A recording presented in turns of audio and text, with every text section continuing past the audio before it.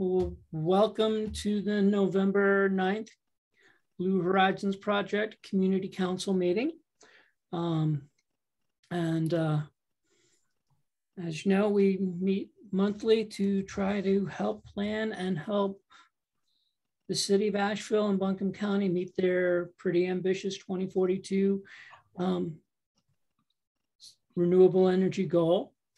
Now, today I want to just start. I was on the Parkway recently and with the air quality staff, and somebody asked me when the first time I was here, and I remembered a story of coming up here in 1992, and it was as it was an educational workshop done by the Wildlife Commission. And when I said that I'd never been in the mountains of North Carolina before, somebody said, be careful, because if you breathe in the mist of the Blue Ridge Mountains, you're bound to return. And 10 years later, less than 10 years later, I moved here and I haven't left. But it reminded me about the sense of place that we get, because I think all of us are here because we really appreciate the place that, that the mountains and the city of Asheville bring to us. And I thought before we started, or as the voting members did their introductions, we could just share a place which was really important to us before we came to Asheville. And it could be anything, but my place that I keep on returning to, it actually still appears in my dreams more than anything else, is Lake Michigan. It's a big place, but if you haven't been there, you should go. Because the sand dunes are huge. I mean, 2, 3, some of them are 5 times the height of Kill Devil Hills. And it's part of that recurring theme in my life is I'm happier when I'm outside, which I say from my windowless office with my hockey trophy.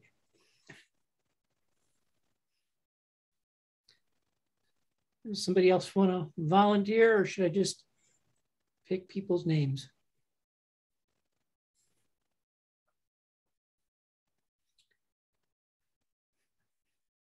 How about you, Chris? Sure. Yeah. Thanks, Keith.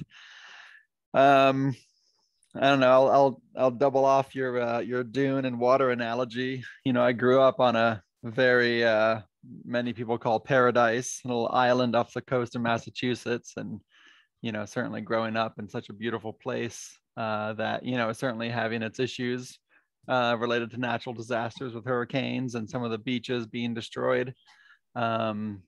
And watching houses tumble into the ocean, you know, certainly playing around there as a little kid is certainly warming to my heart.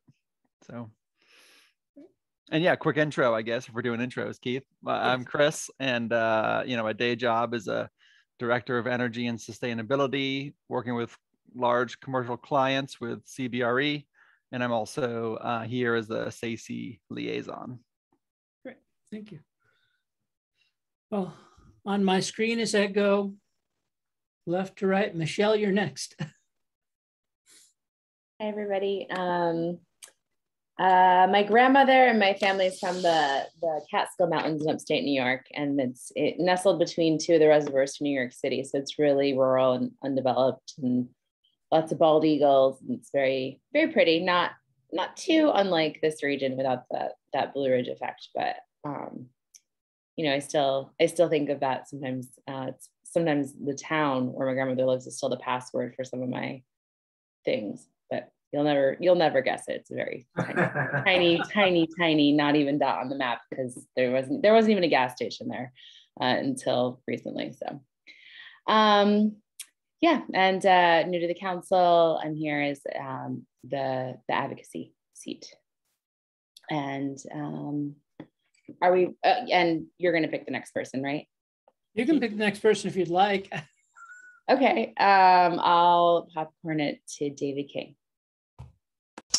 All right, thanks. Yeah, David King, WCU, Energy Management and Building Automation Systems. So originally our family's from Ireland, and I was there until I was 8. So kind of like it's already a couple of you guys have mentioned, just kind of, you know, when you grow up everywhere you grew up as a kid, it's pretty magical. So especially Ireland, we lived about an hour south of Dublin. So County Wicklow is known as the Garden of Ireland. So just really, really lush green. And spaces. So I feel lucky to be bringing up our daughter here in Asheville. So going up to Black Balsam is where my wife and I got engaged, and I'll take my daughter up there. It's pretty special, and it certainly reminds me of that kind of rolling, old, weathered countryside. So let's say I'm looking at next person, Jeff Barton.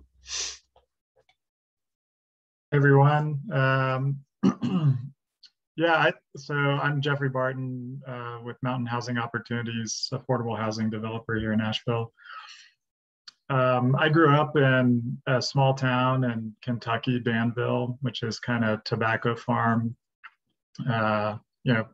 almost getting to the Knobs region, which, sort of foothills of Appalachia. But for me, that special place was my elementary school playground, because the pungent smell of the tobacco curing barns was overwhelming. And still to this day, it's like one of those scents that I haven't smelled in years, but it's deep in my brain, what the smell of curing tobacco is, just because of the adjacent warehouses next to my playground at my elementary school. So that was my special place.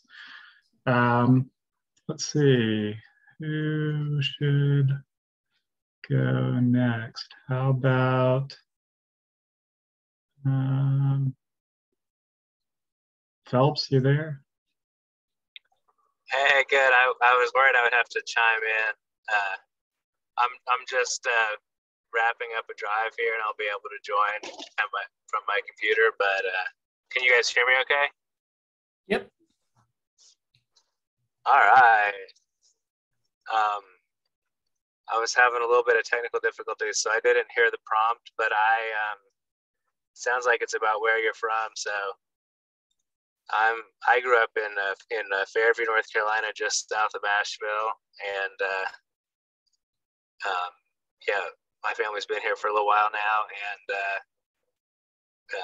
it's a special place. So I'm glad to be working to keep it that way, I guess. Right now I work at PISG Energy as the construction manager, building solar projects. Well, I'll pick the next person for you, since you didn't know who went first. Yeah, so, that's right. I can't see the screen. I can't see it with other people. So Brownie, how about you share? Hey, everyone. So I grew up on a working farm down in Pickens County in upstate South Carolina. It's just right down below Brevard and Hendersonville, and great place to grow up. It's like an 800-acre farm down there, like right where the Blue Ridge Mountains kind of come up out of the escarpment, really out of the Piedmont. And so anyway, really beautiful and not that far from Asheville. I'm actually down in South Carolina today, visiting family. So anyway, definitely the special place to me before I got to know Asheville and Western North Carolina even better once I moved up here to go to college.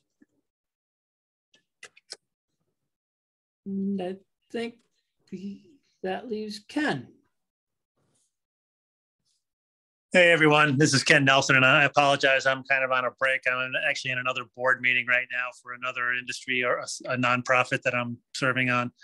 But it's interesting. I'm the guy, I guess, who grew up in the suburbs of Chicago, and when I think of the special places, it wasn't so much where I grew up. It was where we escaped to as a family every year for a couple of weeks up to northwestern Wisconsin, and went fishing and hiking and went out and got out into the outdoors, because in Chicago it's not very what you would call topographically exciting. So I guess that would be where I would say, as a family and as someone who gained his appreciation for nature, would be probably there on those family trips. Excellent. Well, thank you. And I just want to kind of wrap that up with, I always thought that seasons and landscapes, they really can help us remember what's important. They can help us look forward and look back. And it's actually been a year since we had our first meeting as the Blue Ridge Community Council.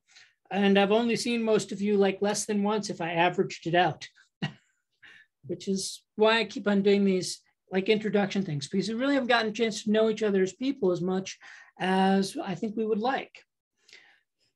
But we'll move on into the meeting. The first action of the Blue Horizons Committee is to discuss and approve the October meeting minutes. And thank you, Sophie, and everybody with Blue Horizons for getting all the materials for this meeting out to us. Do we have any discussion regarding the meetings? And thank you so much for putting all the links in there. It made it really helpful for me to remind myself what happened.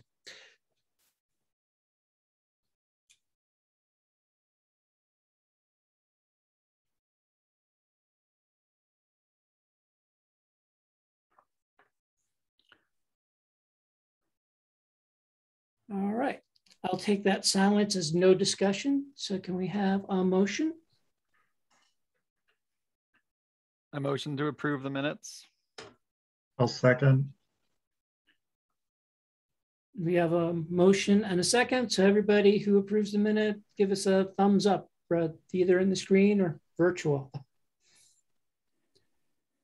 Brownie. Aye. Excellent. All right, it's like all approved. I do want to put in the meeting agenda. We didn't have a transportation subcommittee meeting, but Dave asked me to do a brief update on what he's been doing with transportation. So if we can add that to the end of the subcommittee reports, that would be great. So it's really short. Yeah, so, if you want to just maybe do that one first so we don't forget it at the beginning, if you want to remember that, and I'll add it to the minutes. Okay, cool. All right, so let's move on to new business. First thing is a report from the Program Evaluation Subcommittee. All right, I'm going to kick this one off. This is Sam York, Executive Director for Greenbelt Alliance. And just to set a little context for why we're doing this, as hopefully everyone on this call remembers, this whole effort was an outgrowth of the collaboration between the city, the county, and Duke Energy, catalyzed into the Energy Innovation Task Force. That group, of course, met for a couple of years and hired Rocky Mountain Institute to provide some insight on the types of programs and initiatives we should be doing as a group in order to avoid the peaker plant and to make the transition to the 100% renewable energy future. And so, of course, the EITF, after a couple of years disbanded, and part of the thought process was like, how do we move forward? And we looked at a few different models, but one of the models we looked at was creating a nonprofit model. And so Greenbelt Alliance, we had been doing some program implementation for the EITF. And so we did a request for a proposal and was selected by the city and the county to move forward on implementing the program, both the Blue Horizons Project and Energy Innovation Task Force, Energy Savers Network. So we've been doing that essentially for almost 4 years now. And the first time this group met together in person was there at the county building, and we talked about priorities. And one of the priorities was do a program evaluation of how we're doing, where we're spending money, and what is our impact. And so we as the staff to the Blue Horizons Project Community Council and working on it day to day, we have done some analysis, brought together some numbers for you to present to you what basically we've been doing for the past several years and how we've been spending the money. And so this will give you a chance to see what we've been up to. But part of this reason why we're even doing this is to get your input into how to proceed. Is this the way we want to continue to proceed, or is there some tweaks, or are there things we want to go of, or are there things we want to grow? But essentially, this is basically the return on the investment for the money that the city and the county and foundations and donors have provided to us and how we're making an impact. So with that, I'm going to turn it over to Sophie, who's going to kick us off, and we're going to kind of go through the programs that we're doing. Thanks, Sam. I also just want to thank everybody on the program evaluation subcommittee. Aside from the BHP staff, it is Chris Pellrine and Dave Erb and Steve Barron and David Gordon, who've all lent their expertise and perspective on how to best track what it is we're doing and make it as much of an apples to apples comparison as possible when we're looking at our expenditures, the energy saved, any other results that we're looking at, and the metrics. So big thank you to the time that they've put into that as well. So I've got a presentation here, and we have about 2 slides per program that we're evaluating and providing metrics for. I encourage you to pay close attention and chime in if you have a question or a point of clarification. Sam and I and Beatrice will be doing the primary presenting, but I know Chris might jump in here and there if you would like, and I'll just get to it. So the first thing that we are tracking is the Blue Horizons Project community engagement. And this is defined as the general effort of community engagement, online, virtual, newsletters sent, presentations given, meetings attended, events attended, media interviews. So we've been tracking our website and social media traffic since the Blue Horizons Project launched in February 2018. And this is the average here for 2021. We have approximately 4,000 people reached on Facebook average in 2021. And we post on there about 3 to 5 times per week, sometimes more and sometimes less, but the average for 2021 is about 3 to 5 posts per week. If you don't already follow us on Facebook and you are on Facebook, please give us a follow so you can see our content and share it. That really makes a big difference. The likes and our followers, we grew from 715 to 840 so far in 2021. We see this tick up, and we will from time to time do a promotion where we pay Facebook essentially to put our content in front of more people, more eyeballs, and solicit people to like our page and follow us. And that's one of the ways we grow our audience. We also organically grow it too, just, by friends sharing it with other friends and, getting people to follow us that way. Our Instagram account is sort of a lesser focus for us right now, although we plan to do more in the future, but we've grown from 290 to 326 followers in 2021. But there's plenty of room to grow in both arenas. For our website views and engagement, we have an average of almost 600 visitors per month, and those are unique visitors, and almost 1,300 page views per month in 2021. People contact us through our website. We've received 15 messages so far in 2021. That's not a super big number, but sometimes people will also email the info@bluehorizonsproject.com as well. We've sent 13 newsletters in 2021. We try to average at least 1 per month with more targeted newsletter campaigns, depending on what events might be happening or things that we need to promote. Our open rate and view rate is higher than the average for nonprofits that use the service we use for newsletters, MailChimp. We have 31% open rate, which is pretty good, and 391 subscribers in 2021. We have done 6 presentations in 2021, attended 4 events, and done 3 media interviews. And this is down over 2020. 2019 is the last average year that we can look at. 2020 was just a wacky year because of the pandemic, and I'd say 2021 was sort of half wacky. Let's see, there's some questions in the chat. Are we doing anything on LinkedIn or Twitter? We are not doing anything on LinkedIn or Twitter at this time. Let's see, staff hours. So we have myself, who I'm the full-time staff person for Blue Horizons Project, and then Beatrice Nathan is a part-time staff person. She works on average 20 hours per week. We are the primary people spending the time on this work. So we spend 10 to 20 hours per week at least on this kind of engagement.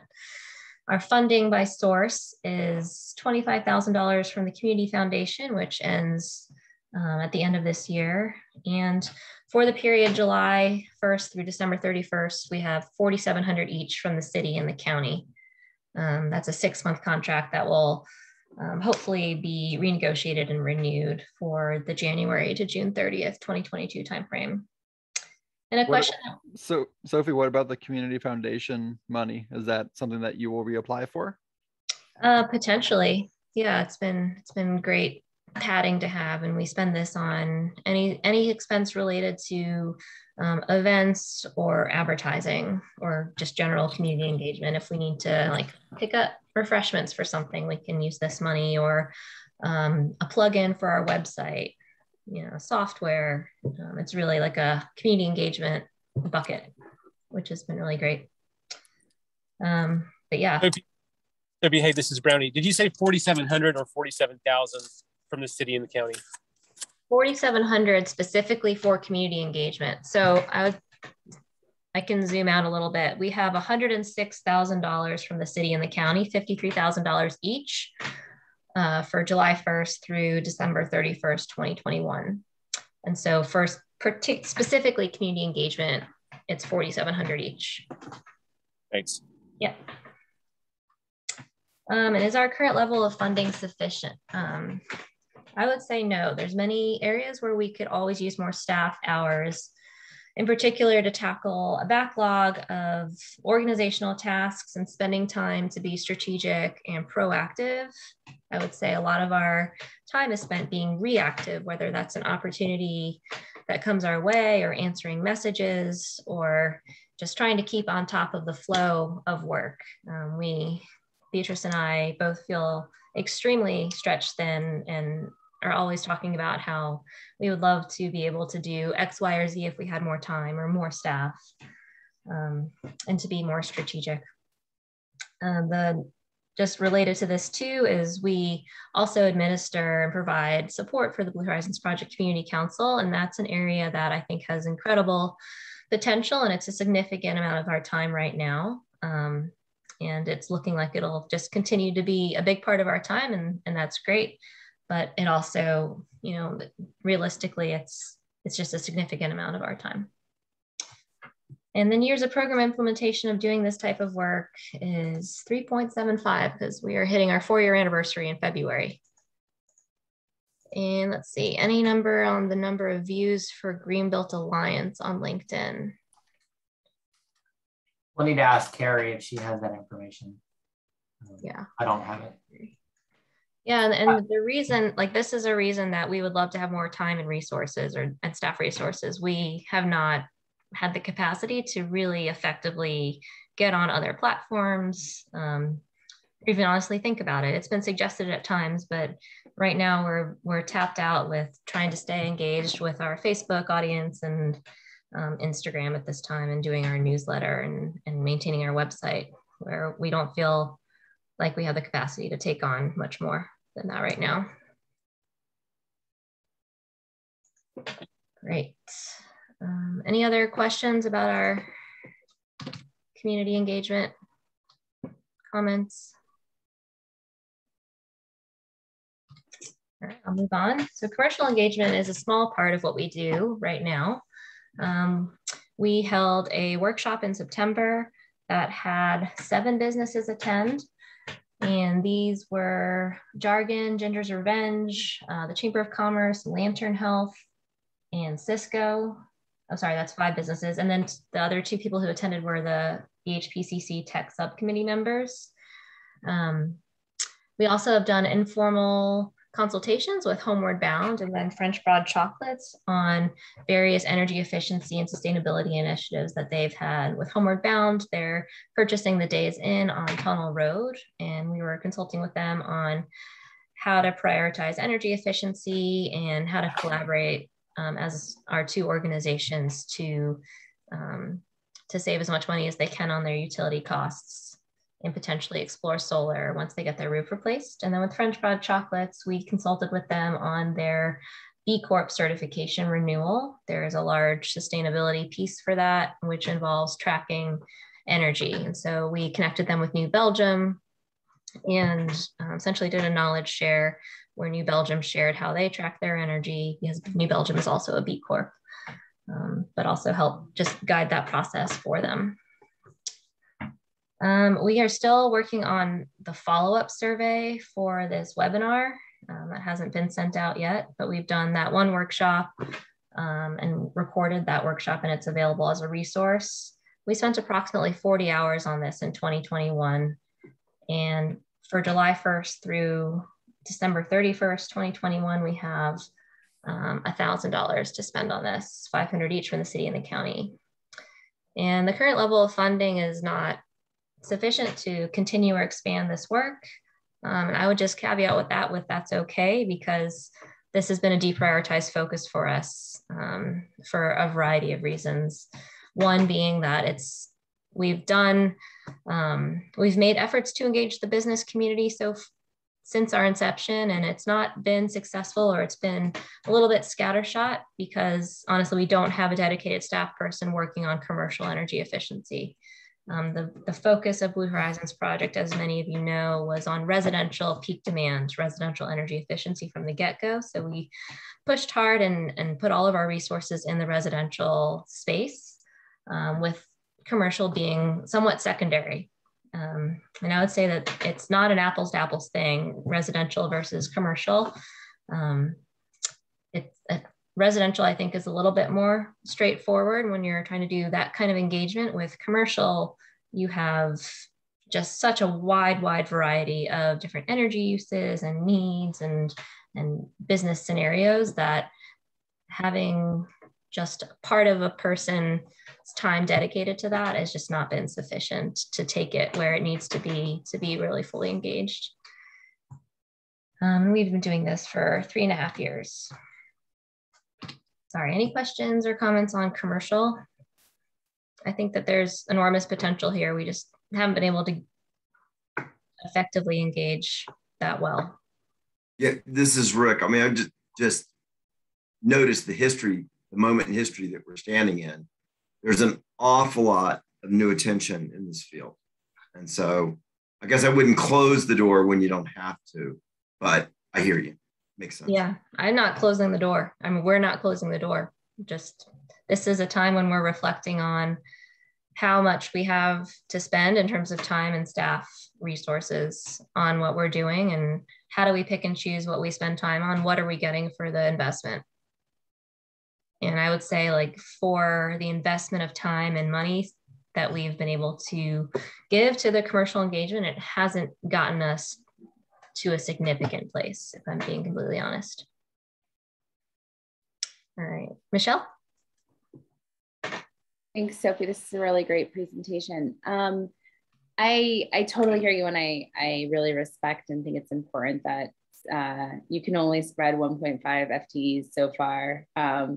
And I wonder, with the decision to deprioritize commercial engagement from staff time, if there's something that maybe the council can think about. I was reminded of some of the talent that we have on the council, and I know people get paid to do this work, but I wonder if even just hosting a workshop, but having folks that might do commercial energy efficiency or energy management for a living, and also serve on the council, they might be able to serve as kind of a brain trust and help to augment staff time by committing to do at least one workshop a year or something. We can envision how we might continue to serve the commercial sector, but not really burden the staff who may not have had that experience or are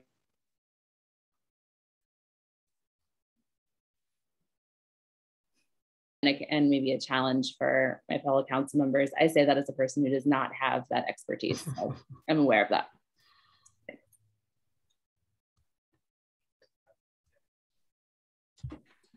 No, this is David here. Yeah, Michelle, I think that's a good point, and there's so many existing resources. It kind of doesn't make sense to recreate the wheel, but I'm certainly glad to volunteer whatever I can do to help. Originally I mentioned trying to create some video resources, and I've been talking to App State about creating some kind of reports and whatnot, and we're still kind of having that conversation. But I think let's just keep that conversation going.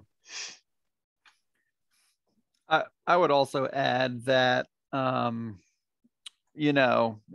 commercial is a very broad and also deep sector, right? When I think of it as it relates to WNC, I think of small commercial, which is a much different process of engagement than it is for large commercial, who may be the owner occupiers of the building in which they operate. Those two pathways for engagement should be drastically different, because you're talking to people in theory who actually own the assets and can take advantage of the capital investment, because they actually run that business, versus small commercial who typically do not own the building, and they're simply beholden to the landlord or building owner. So I mean, in my thought and opinion, as it relates to this is perhaps the Blue Horizons project and all the groups can just be hopefully known amongst the community as being subject matter experts to bounce ideas off of, and perhaps that could be distributed across these 1 or 2 events in the community. And perhaps it would be a forum or a place for Blue Horizons project to redirect to other companies that are specializing in this, who are, for instance, Lime Energy, who is designed to target small business energy efficiency. And last I checked, it's mostly lighting, but at least it's something. And that program is established and ready to roll. It's just a matter of being connected to the right people. So I mean, my thought is that it's good with as it is now, and I don't think it needs to grow, because there's already businesses set up to do that. Yeah, and that's essentially, at this point, like today, that's what we would do. If a business came to us with how to be more energy efficient and looking for advice, we would connect them with Lime. We would refer them to Small Business Energy Saver or Smart Saver for Business with Duke Energy, or connect them with Land of Sky Waste Reduction Partners, who they do those free robust energy audits for any business for free with state funding that they have. Brad says, a lot of businesses are making 100% renewable commitments. Have we considered trying to get businesses here to make similar commitments as part of our efforts? And I would just say, I mean, that level of engagement is not in our capacity right now. I would love to see that. That would require launching a campaign to engage businesses around 100% renewable energy for their businesses. And that's not in our capacity at this time. Is that what you mean, Brad?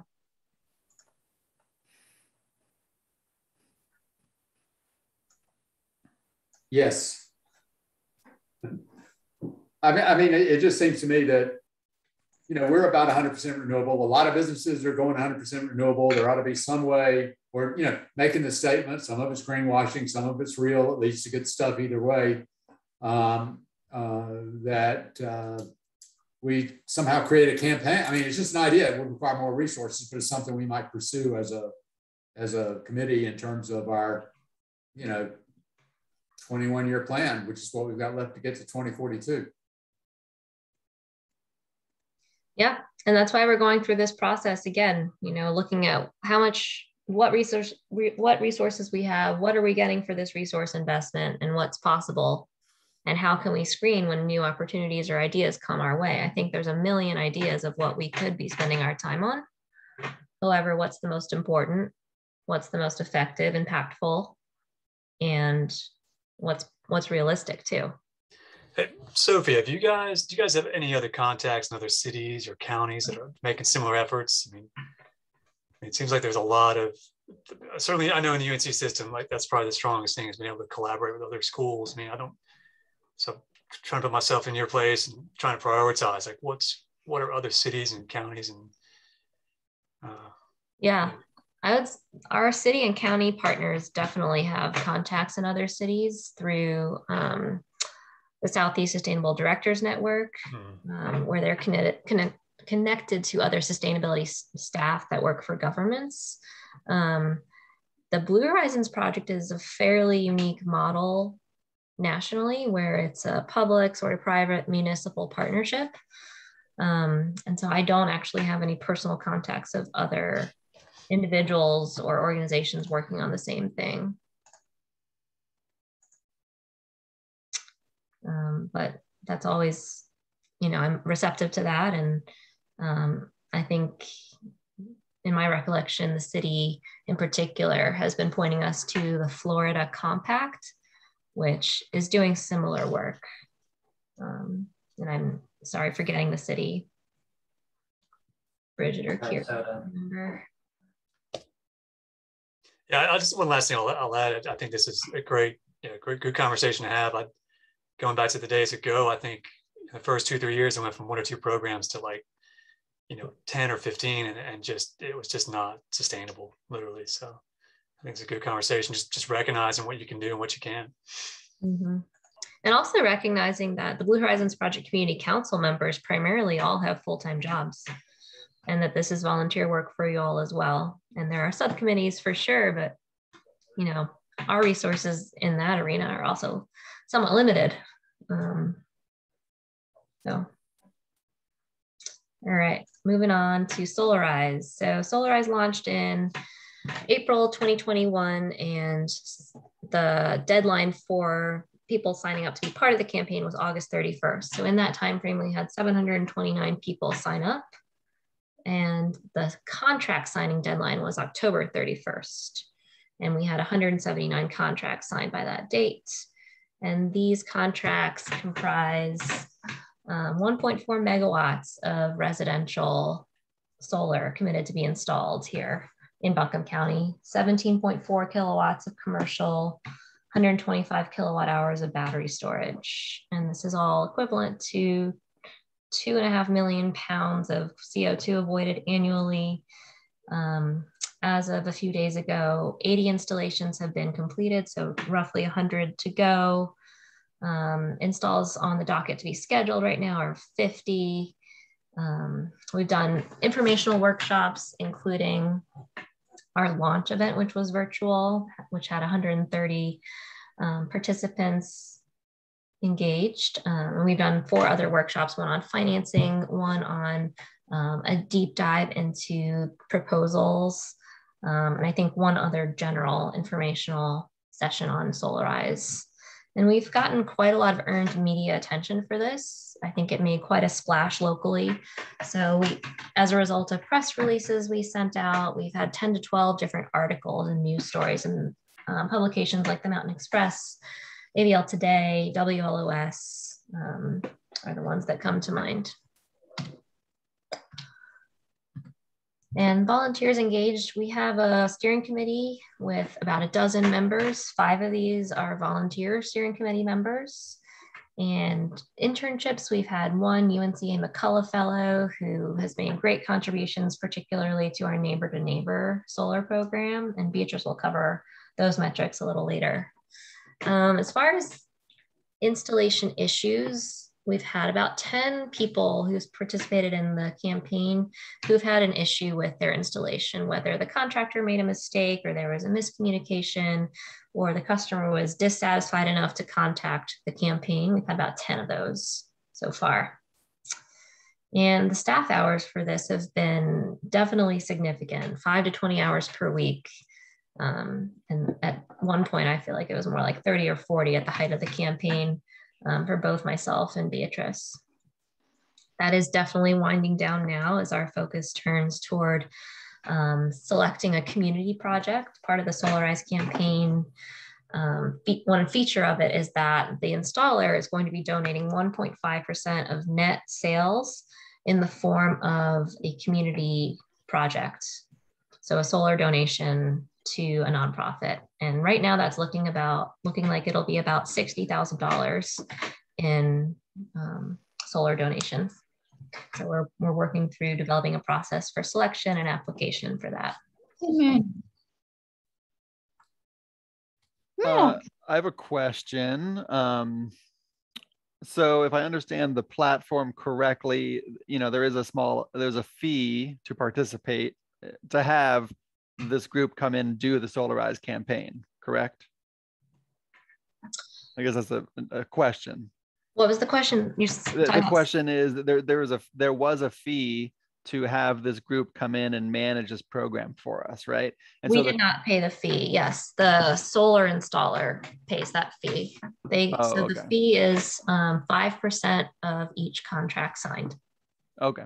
And so the question is, you know, if there was this third party group to come in that got compensated to help manage the program, it sounds like that the expectations of how much time was needed to drive the program locally was perhaps not considered, and that what you're saying is that you guys spent more time than you thought you needed to, perhaps because you thought Solarize campaign would do a lot of that and they didn't.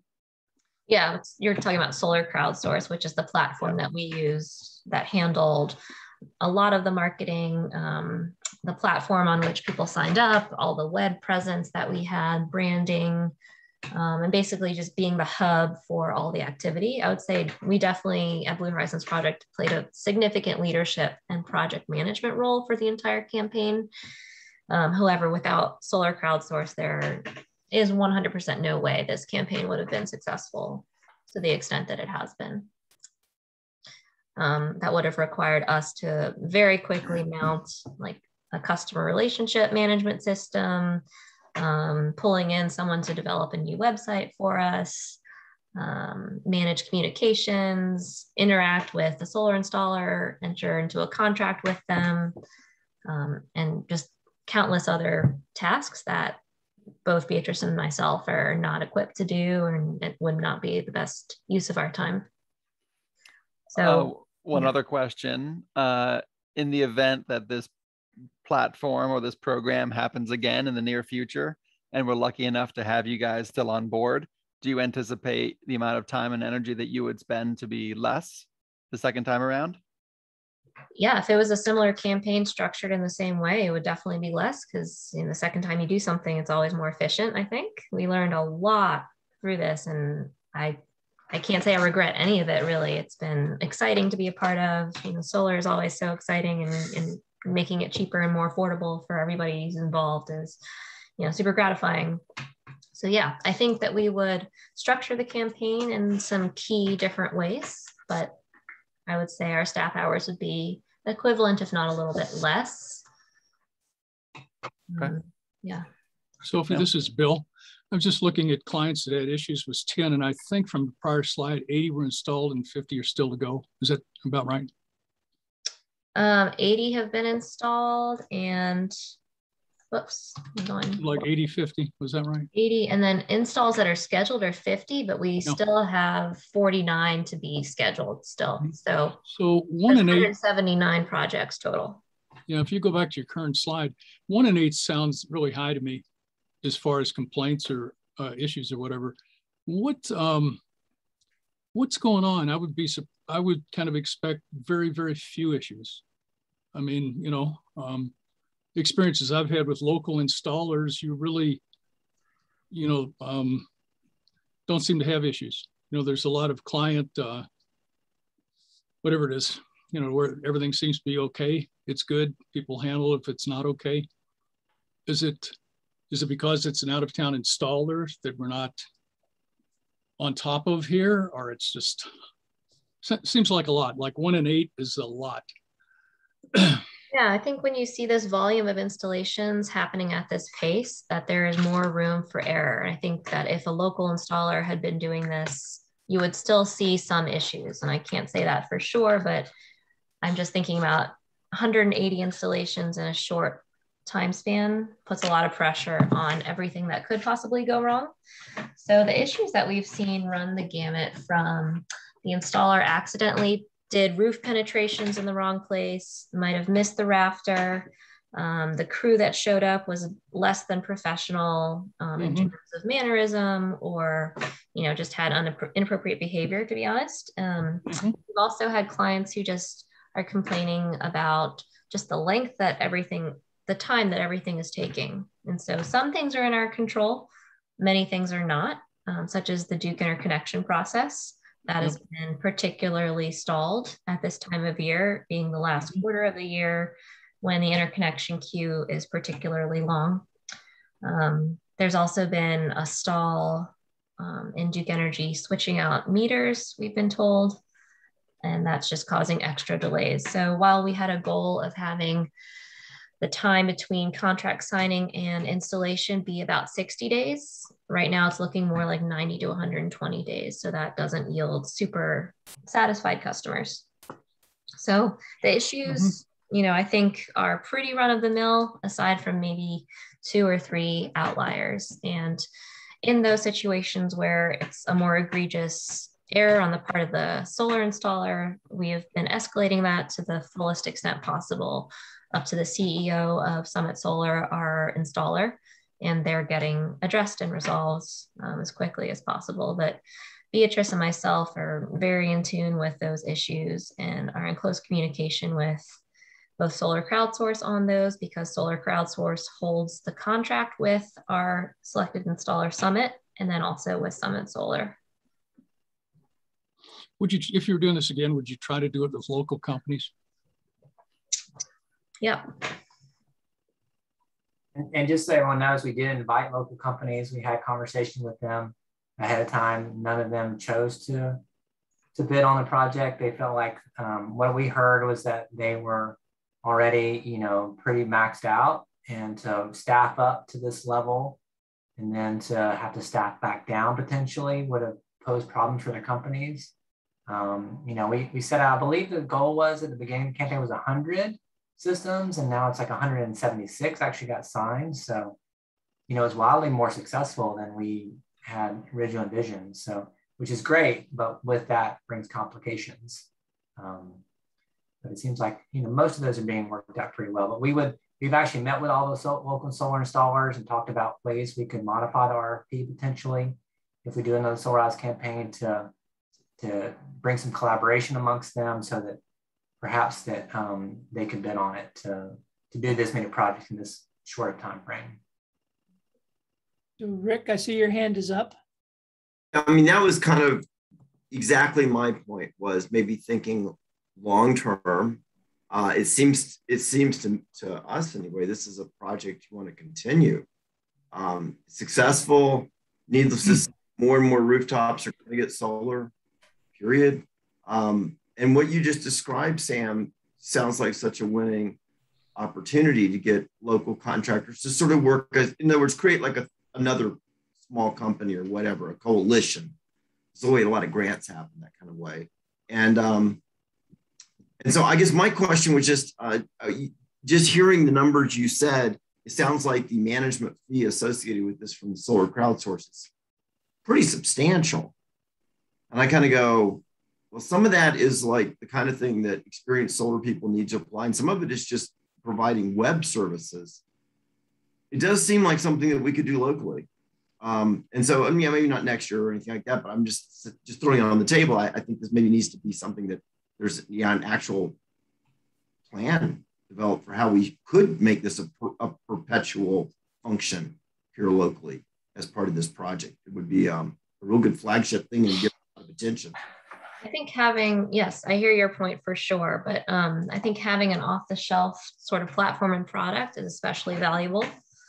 5% off the top of every contract is market rate compared to other companies that provide this sort of service.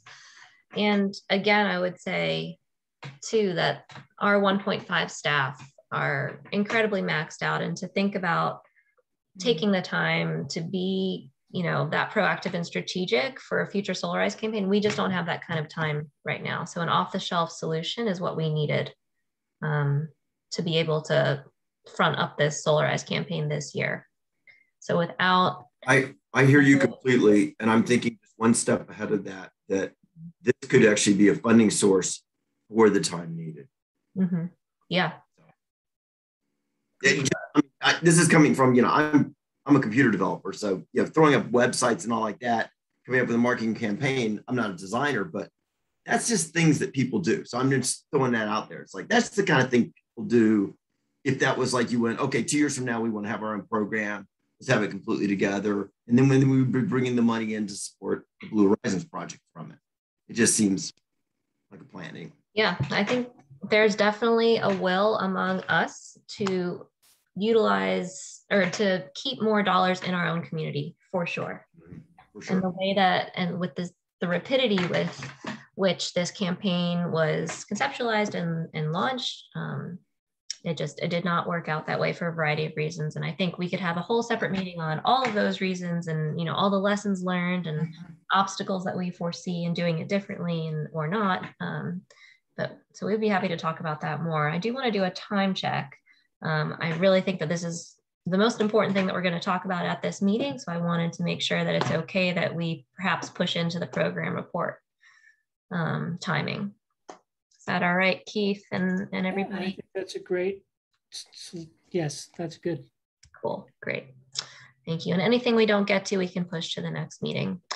Let's see, I have one more comment in the chat. Recommendation that Solarize campaigns rotate on a 3-year rotation. That came out of the Cadmus Group report that the city and the county worked on. And there was a recommendation in there as a strategy to reach 100% renewable energy. Solarize campaigns are effective and to run them every 3 years. So it's definitely on our mind to do a Solarize 2.0. I don't think there's any concrete plans at this time.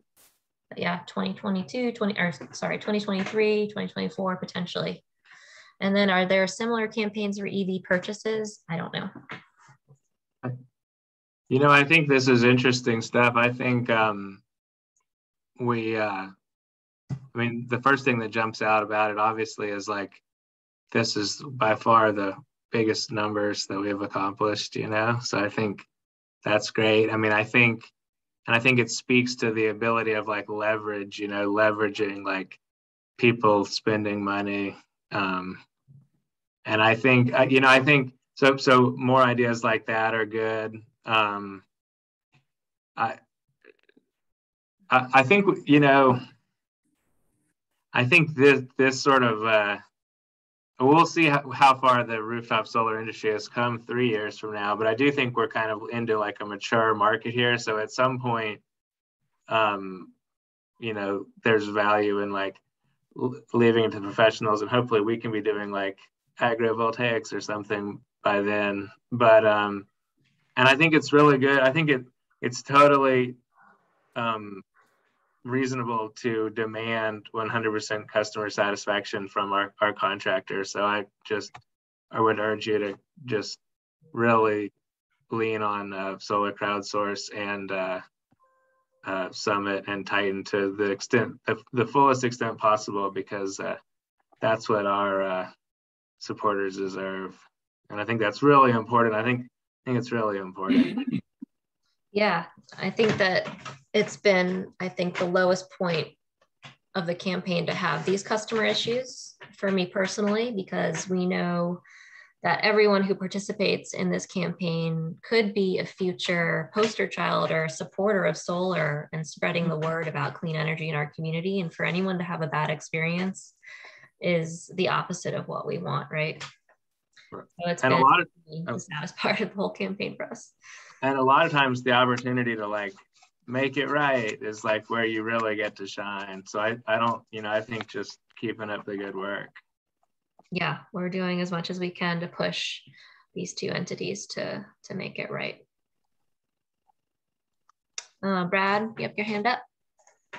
Yeah, just a quick point. I think, as we move forward, and maybe by the time of our December meeting, there will be some form of a pass Build Back Better bill in Congress, and there are solar incentives that are different from the kinds of solar incentives that we've had before. And that the next step, before we would even think about a Solarize campaign or whatever, is to maybe get with local installers and figure out how to maximize the benefits of that new tax legislation to get more solar in Buncombe County.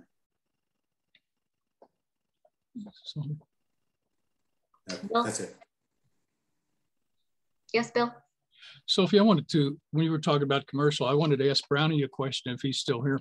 Is there any, I don't know how to put it, not law or something, any way that with all of the new buildings that are going up that we've seen in the paper day after day after day, is there any requirements that some percentage of that rooftop be dedicated to solar energy? Hey, this is Brownie. No, there is not. I think there's really not any ability in North Carolina that local jurisdictions can make it a requirement to install solar on residential or commercial buildings. All we can require is that buildings meet the state building code. But I think, as I've mentioned in some of the previous meetings, the county is now undertaking the development of a new comprehensive plan, which we expect to be a very extensive rewrite of the county's zoning ordinances, as well as other aspects of kind of community development policy. So while we cannot technically mandate solar on residential or commercial buildings, like, you know, California has mandated solar to be installed on all new residential. I'm not sure what the policy is on commercial, but if you build a new house in California, you got to put solar on it. And I think the same policy is in place in Hawaii. And, these are far-reaching policies that have tremendous benefit because it just normalizes solar, cuts down all of the customer acquisition costs, all the overhead costs. It basically is a way to make solar not only very commonplace, but extremely low cost, right? Because it just becomes standard. I mean, the cost of a solar project, might be, $15,000 on a house. The cost of the equipment itself is, just a small fraction of that. So if you sort of normalize it, it's a very powerful strategy.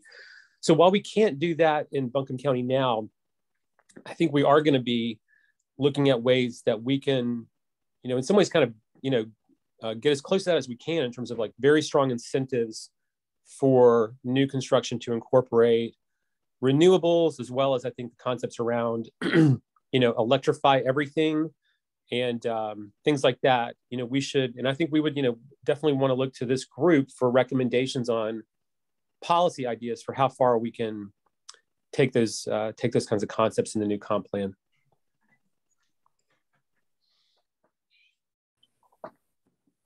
Thank you.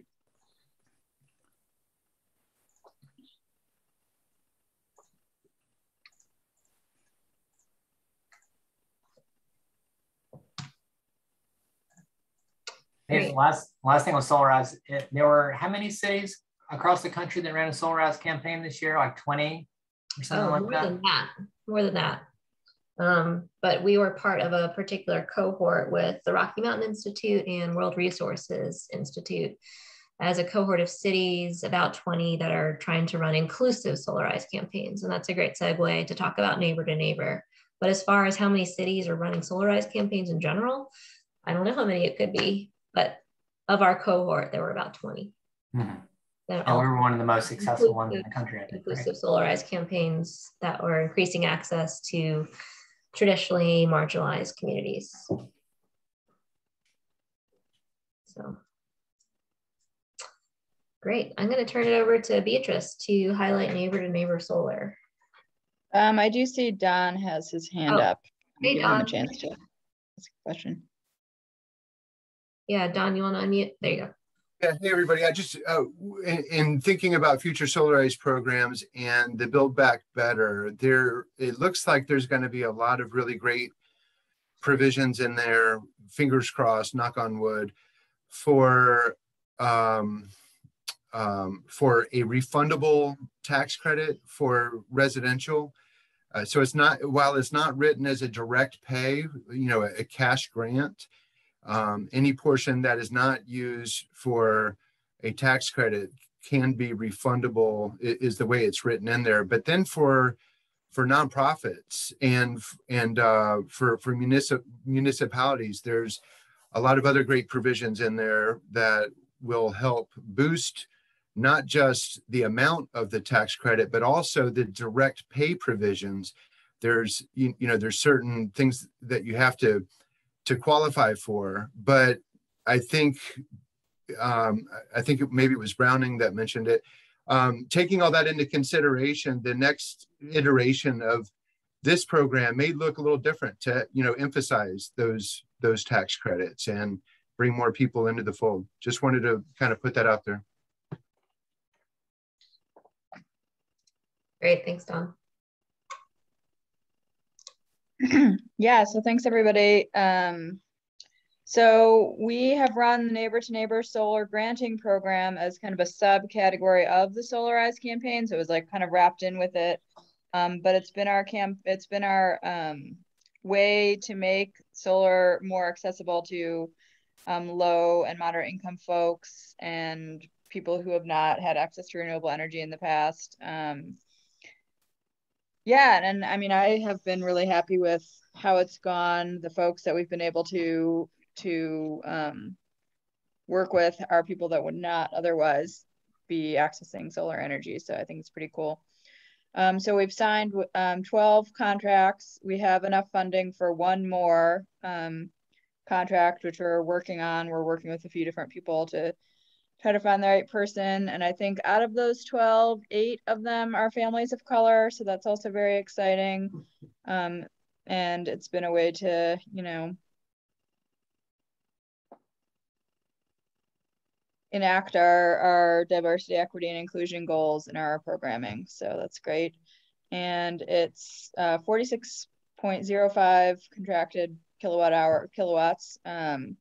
And we evaluated 123 different potential clients.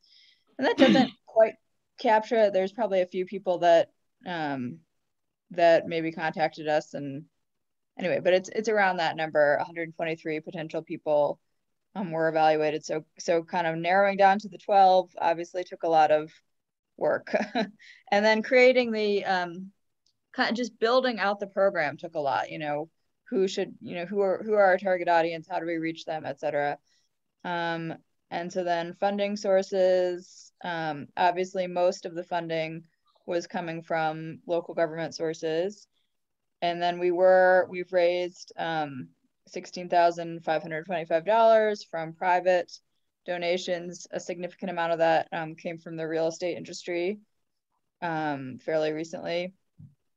And yeah, so that's where that money was coming from. And then the staff time was from the city and county contract.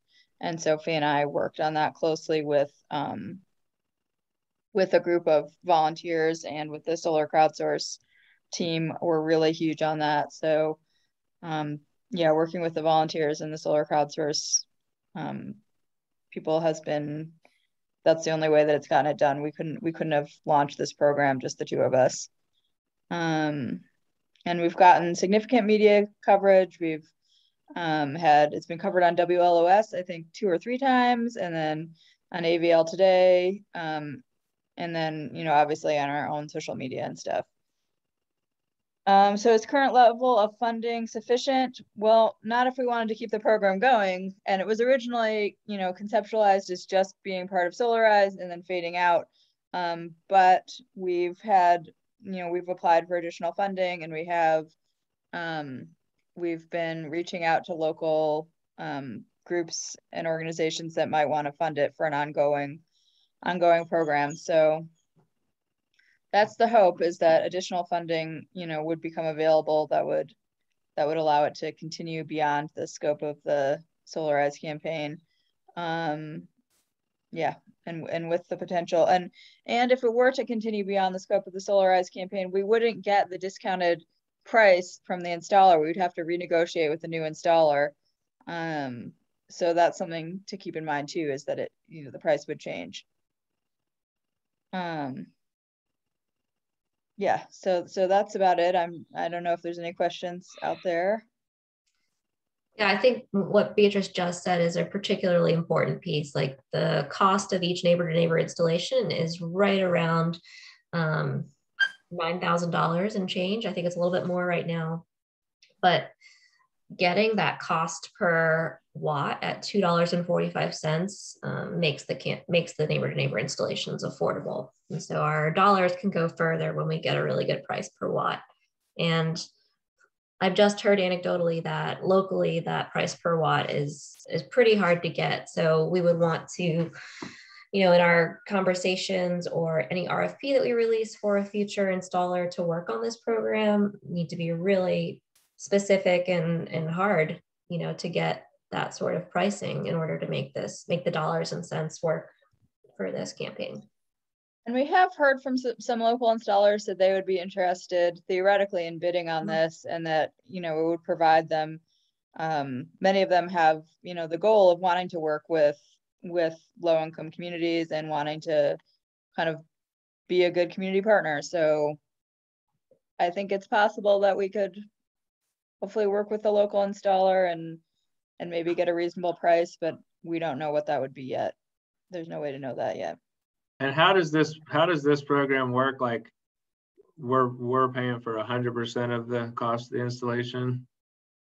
Yeah, so go ahead. So we originally launched it thinking we were going to work with like some moderate income folks would pay part of it, and then low income folks we would pay for all of it. And what it kind of turned out to be is that if we really wanted to access the population that we want to work with, we need to pay for all of it.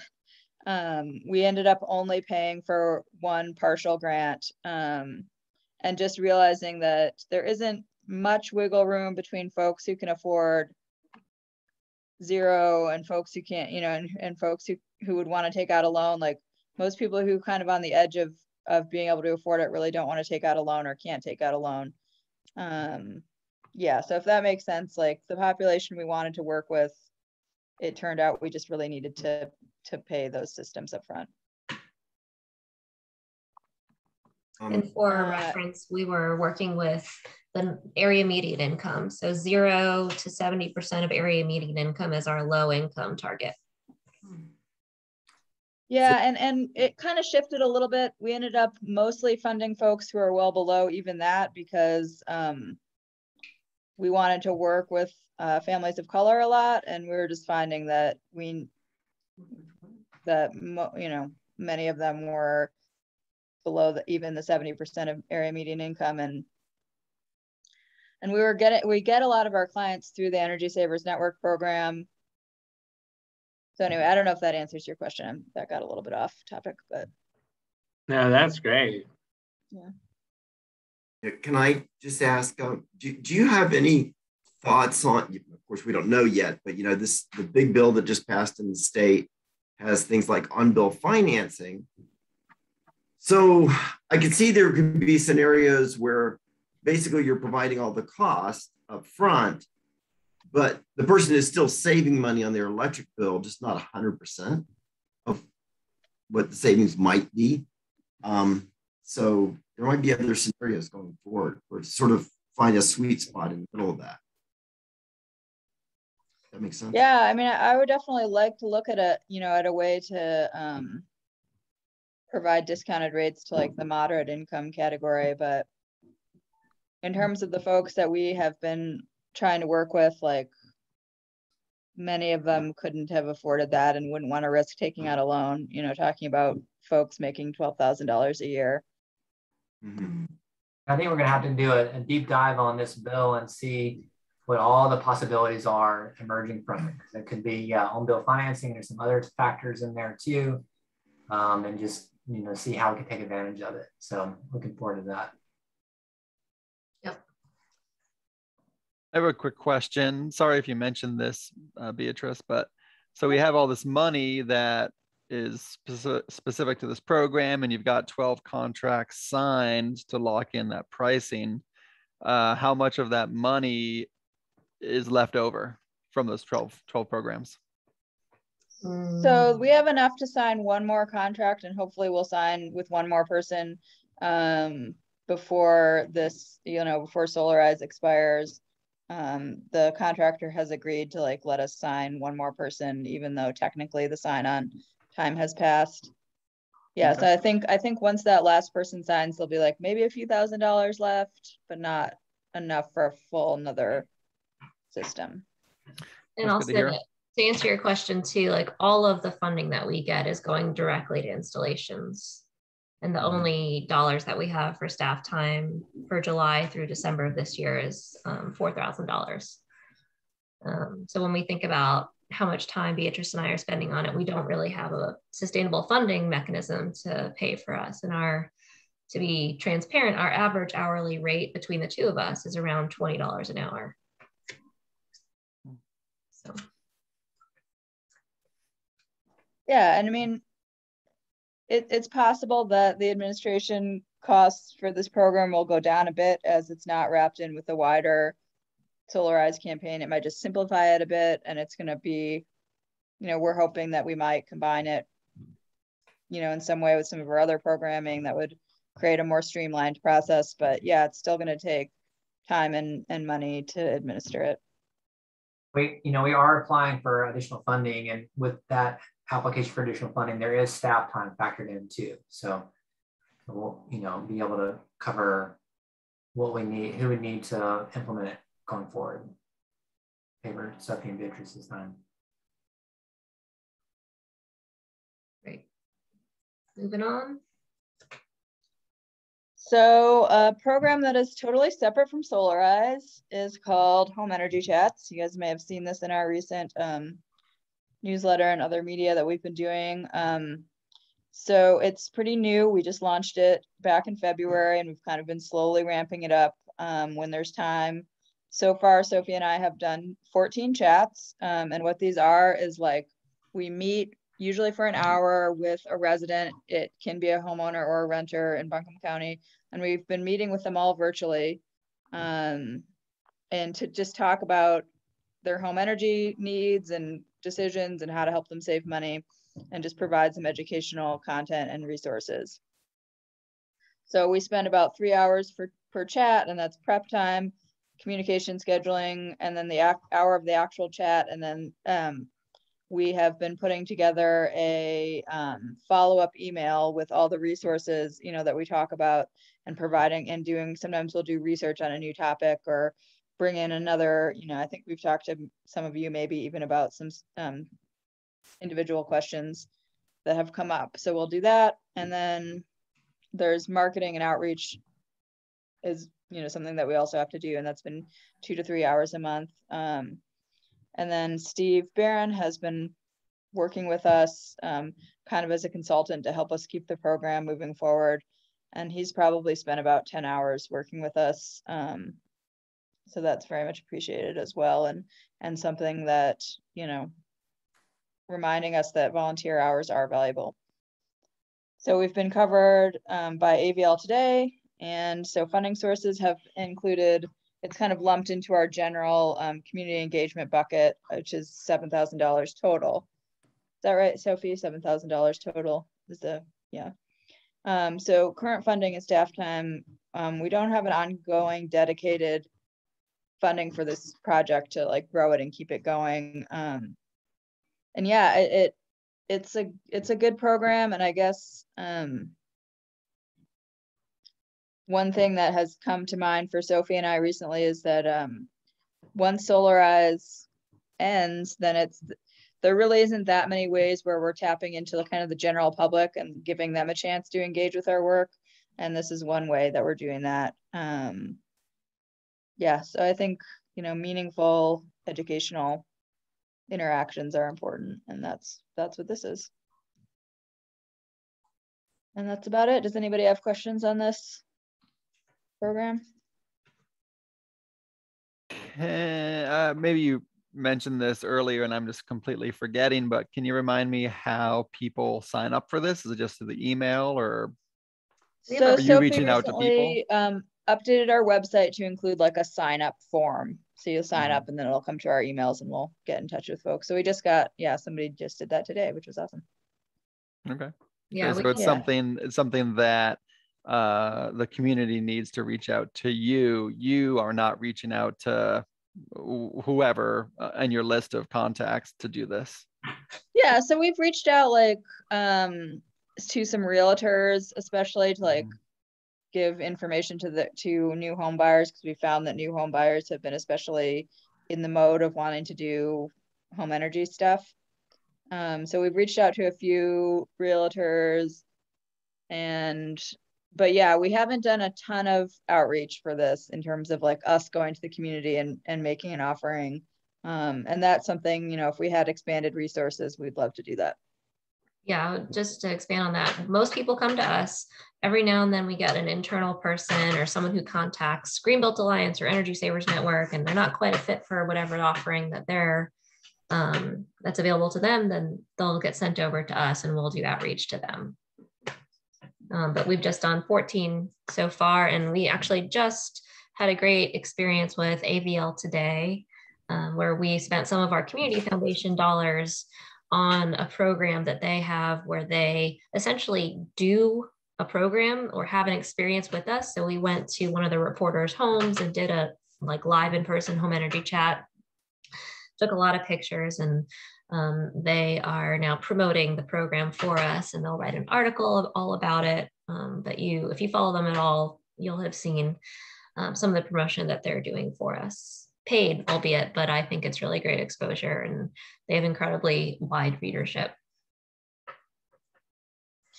And to echo what Beatrice has said, this is a really important program. While we've only done 14, I think it has great potential and could potentially also be done in a group setting. This sort of energy education to the general public is just so important. And it's why I got involved in this work and why I applied for this job with Blue Horizons Project, is because I care so much about helping everyday people understand that they have power to save money and save energy, and to be part of a cleaner energy future. And we are looking forward to continuing the conversation of, how to grow this program and evolve it, or fit it into the wider scope of what we're doing. I have an idea along those lines. I've been thinking a lot about like some of Duke Energy's programs, and I wonder if we tell people, you probably tell people to get a smart thermostat, or one thing I just signed up for is like the Energy Wise program, where I can save money on my bill every year. And that feels really good. Yeah, that's one of the things that we recommend to 100% of the people we talk to. And my last thing is I've been dreaming about the idea that we could do like a denial of service attack on like Duke Energy's Renewable Advantage program. If we just got so many people to sign up, we could change their game. And so but it just makes me think maybe Duke could help us spread the word on these chats or something, because I've heard from their demand side management people that when they do bill mailers and stuff, they can only get about 10% penetration on programs like this, because people are skeptical of Duke controlling their water heater or whatever. But whenever they get energy service companies to recommend it, they can get a lot more market penetration. So it might be a way that we could partner with them. Something to think about. Sophie, I had two questions. First of all, this is really, really eye-opening how much work that you and Beatrice are doing, and yeah, very, very inspiring. So two questions. You mentioned realtors. I was curious to hear what the outreach was with those. I think Beatrice mentioned that. And then the other question is, how are you guys finding volunteers for these to help out with these chats? Because most building science people are total nerds and love talking about this stuff for hours, as you know. Yeah, so the realtor idea, I think, came from Steve Barron, potentially, right? Steve, are you on here? I am. Yes. Yeah. So I think that was Steve's idea, and just to be able to hit new home buyers, because we actually found just by chance that the first 3 or 4 chats that we did were brand new homeowners owning their first home and learning about the systems to take care of and prioritize renovating or replacing in their homes. So that's where that idea came from. And Greenbelt Alliance has several realtors on our board. So we started with them and just asked them, hey, can you promote this to your clients? And they all said yes. And so we've gotten, I think, 2 clients that way. And just we'll continue to give the flyers that we have to realtors, because this is a free offering and I don't think it's provided by anyone else that we know of. I'd say, to Phelps's point about collaborating with Duke, Duke Energy has this home energy house call program that I could say is sort of similar, but very different as well. Duke Energy has their own motive. We just have the motive of helping people save energy and not trying to sell anybody anything. And we're an unbiased, community-based organization doing this work, and so are more trusted than, of course, Duke Energy, which everyone seems to love to hate these days. Sophie, if I can just add to your comment about on reaching out, I recall that we've not only looked at reaching out to realtors through the network, but also to neighborhood community associations, getting on their newsletters and that sort of thing. Right. Yeah.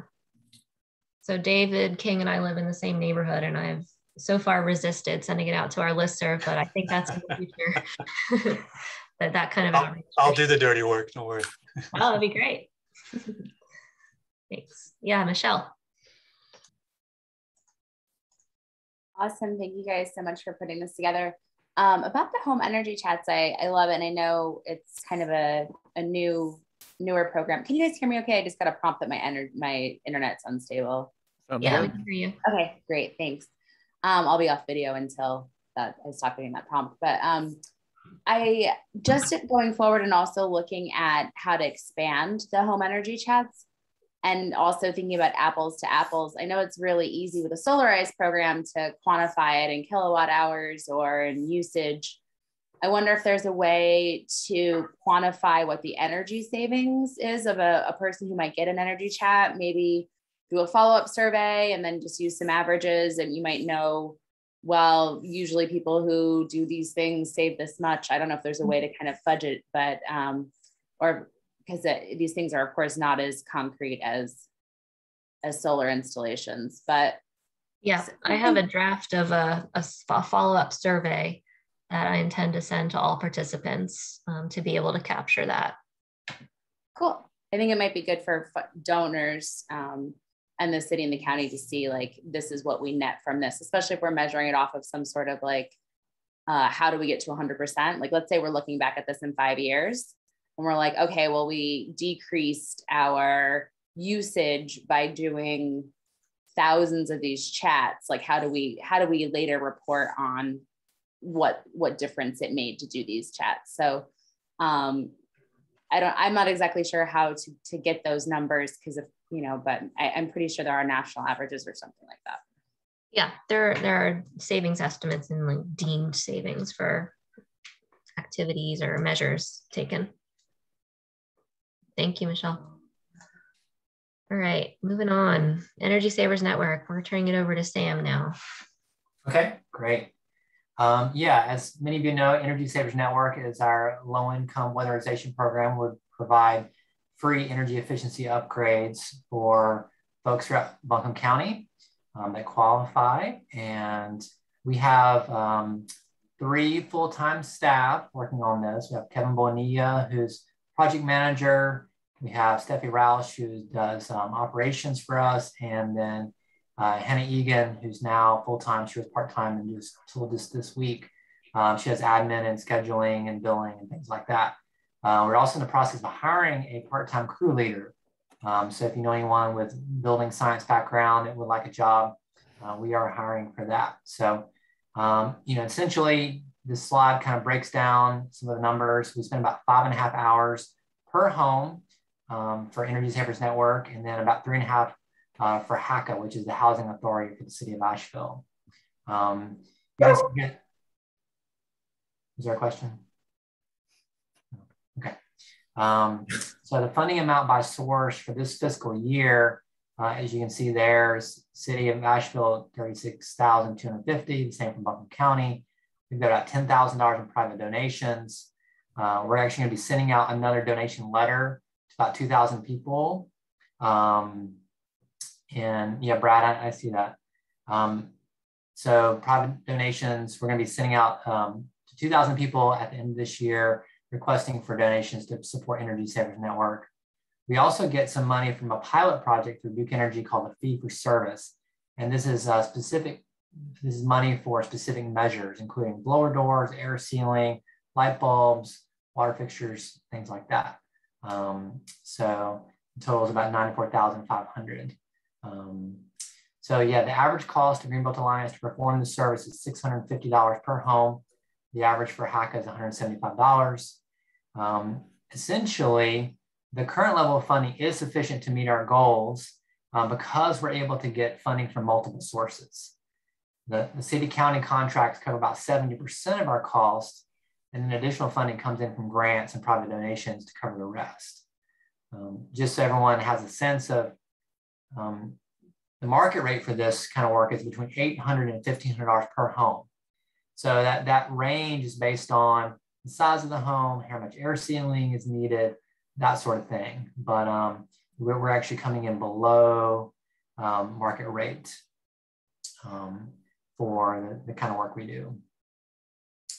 And we've done, we've been doing this work for over 4 years now. We've done 743 homes total. And in 2020, we had to pause for a little bit based on the pandemic, and we were kind of slow to get started again with people rescheduling, or people would get sick and we had to take breaks, et cetera.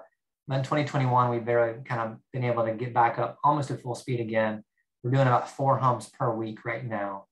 And we also work with United Community Development, which is a nonprofit based in Asheville that works with communities of color, and they also do homes as well. So they're a subcontractor for us too. So let's go to the next slide. So this slide has, a lot of numbers on it, but you can see, we started in 2017, we've been going through 2021. And you can see, like in 2017, we did 101 homes, and then 203 in 2018, 201 in 2019, 107 in 2020. In 2021, we've done 131, actually more than that, just from this week. I think we're at 133, 135. And so the kilowatt hour saved. So this is one of those things where we don't have actual savings yet.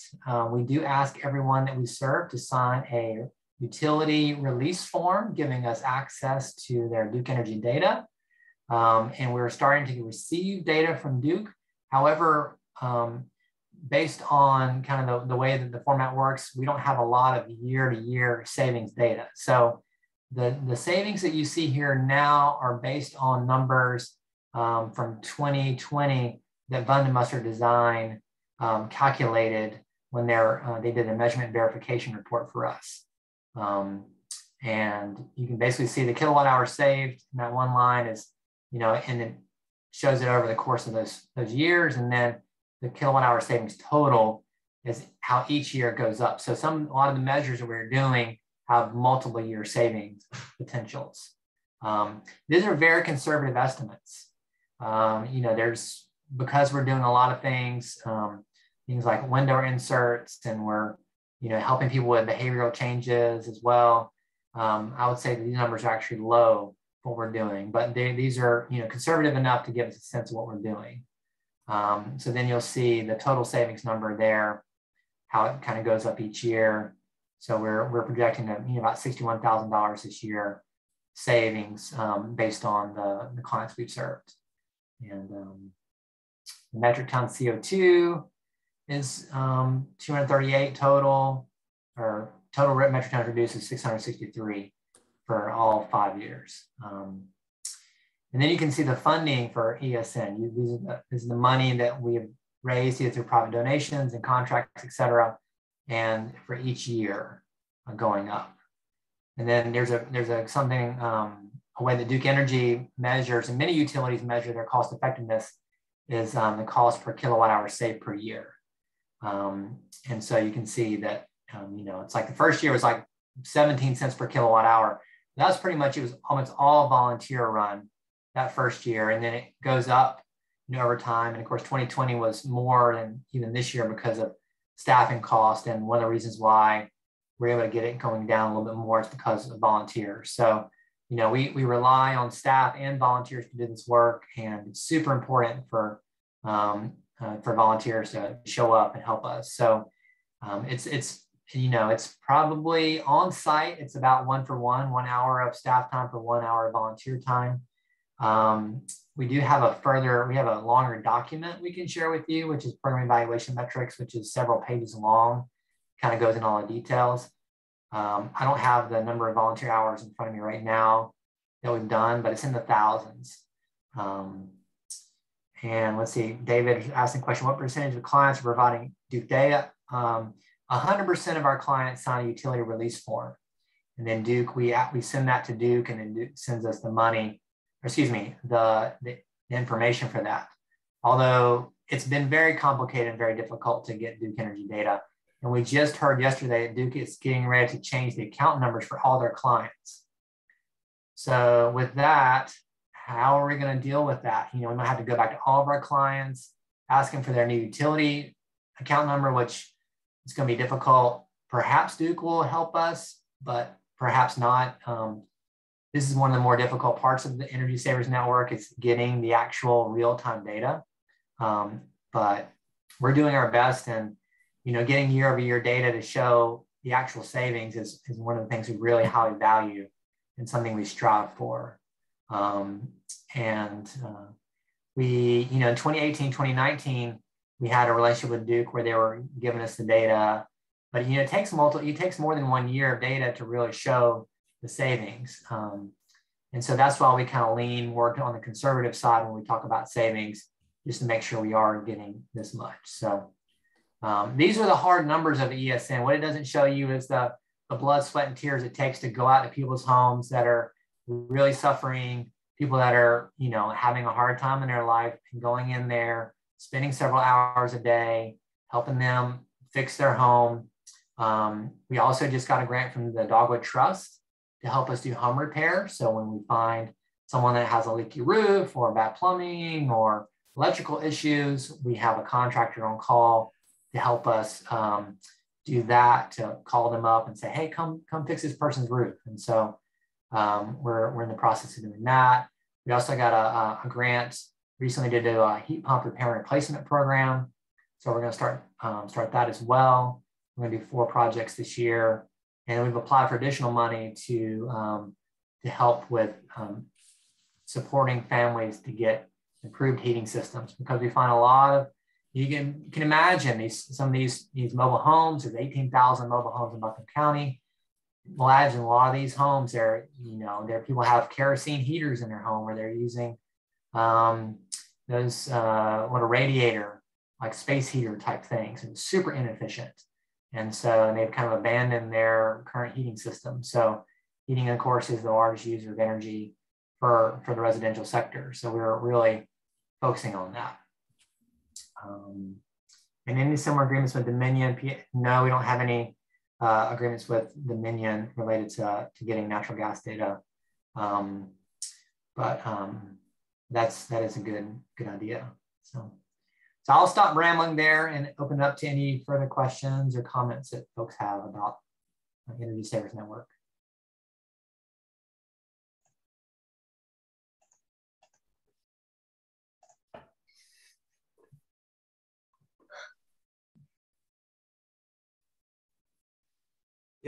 I guess I'm just knowing what you do, okay? Knowing what I've heard from Brad has done in these houses.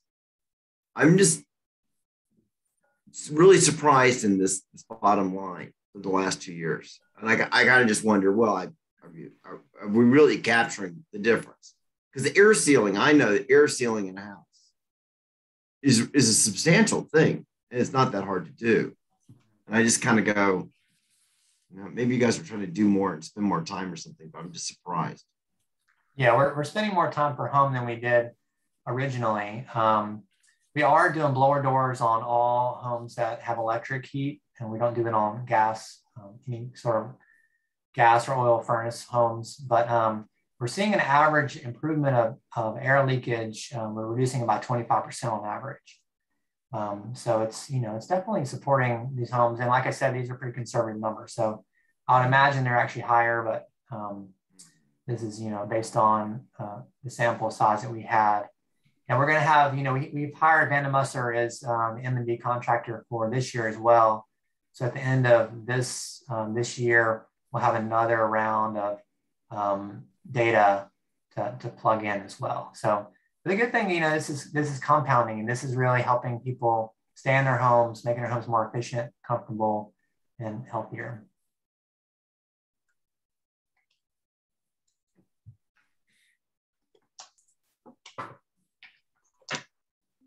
I wonder if we should make sure to offer all the Energy Savers clients a home energy chat. Yeah, because that could be something really. Yeah, that's part of it too. Yeah, we do talk about habit behavior and setting the thermostat, getting on energy-wise, home, and yeah. So we kind of plug them into do programs, and there's a kind of a thorough education around conservation behaviors and stuff like that in the programs.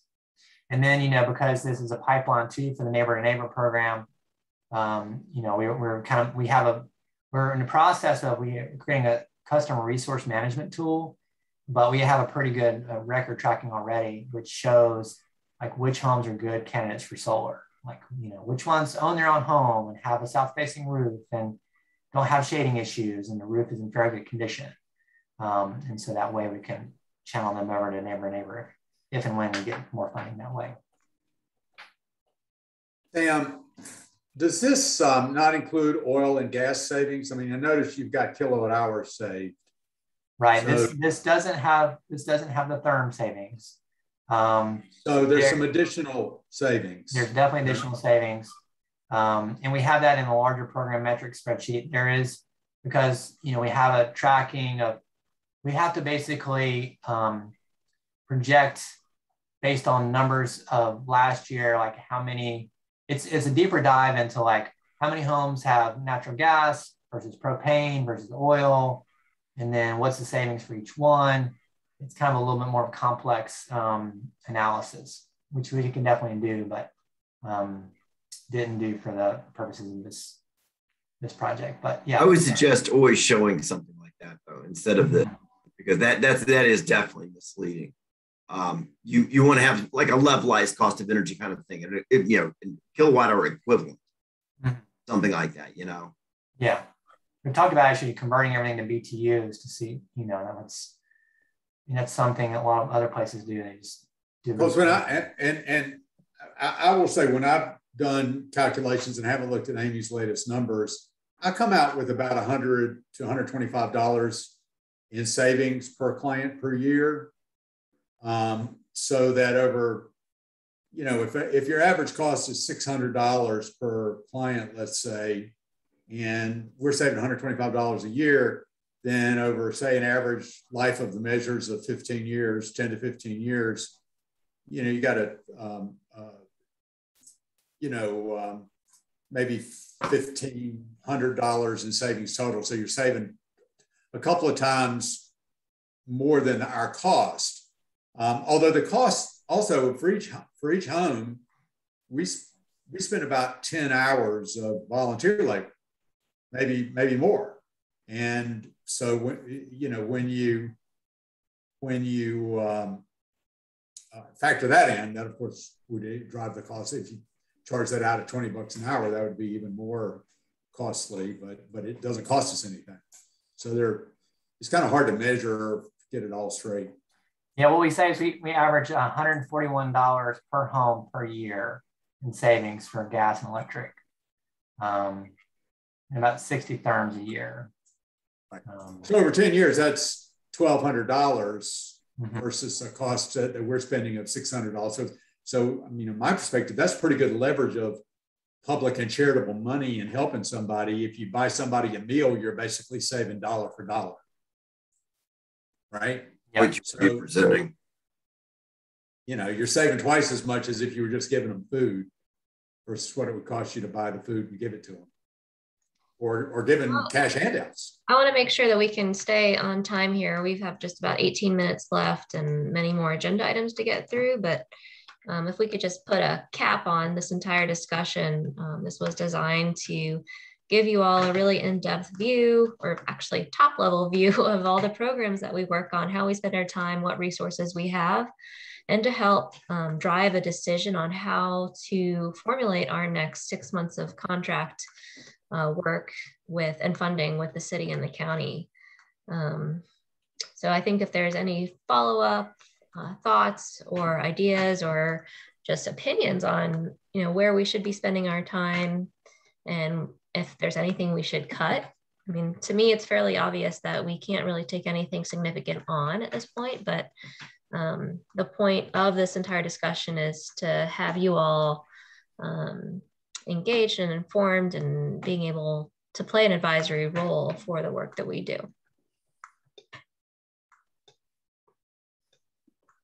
Well, and thank you for that great conversation and everything.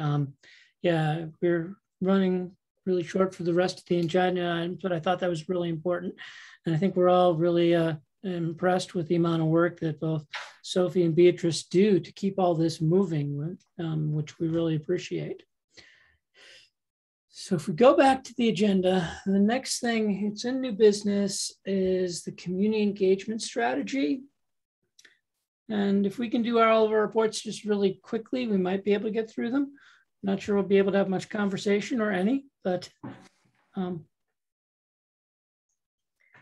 Yeah, so the report out for the community engagement strategy is that we worked in our most recent meeting to do a one-page strategy document that's not quite in shareable form yet, but basically who are we trying to reach? How are we trying to reach them? What are the methods and the goals that we have associated with community engagement? And we're going to be putting this into a strategy document and having a one-pager and then longer document that we'll be submitting both to this group and also to our city and county funding partners as well. So that's in the works. We're working on that actively now through the end of December. All right. Well, as we move into the subcommittee and standing program reports, well, I'll just go in quick presentation from the Transportation Committee. Dave asked me to report on this because he could not be here. They've been working with it in the microgrid group, but they're trying to get the city's thinking about installing EV into their new substation and really starting to communicate with the city and county about how they use their vehicles and trying to figure out the best way to get them to use electric vehicles when possible. I'm done. So let's move up to the 100% renewables Energy Strategic Planning Subcommittee. David and Sam. Yeah, I can jump in on that. Before getting in on that, just one quick thing to add about Dave Erb and his transportation stuff, because he spoke with us also, is I think part of that was that he was hoping the BHPCC would sort of urge the city and the county to adopt that and to encourage that that to happen, that integration of EV charging happening into that. So just to add that in there too. But then in terms of strategic plan, I'll try to be really quick and efficient. We kind of did some finalization on some parameters just to make sure that we're aligned with sort of city and county and how they're looking at things and keeping score. Brad did some initial modeling and sort of did some tweaks into figuring out what some of the best paths forward might be, including the addition of also tracking carbon and carbon emissions, because that's not currently explicitly stated. So kind of weaving that in there.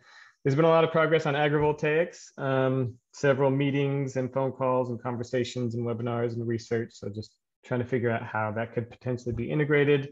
As Sam mentioned, also trying to do a deep dive into the new H951 bill. So if any of you folks want to be in on that and help give your insight, please contact me.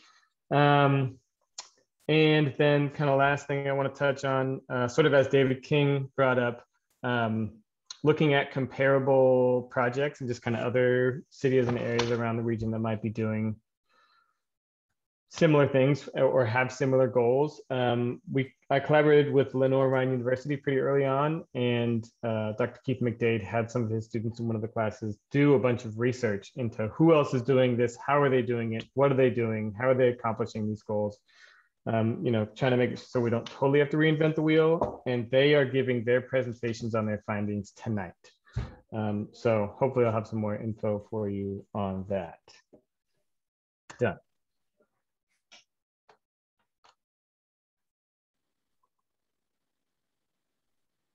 All right.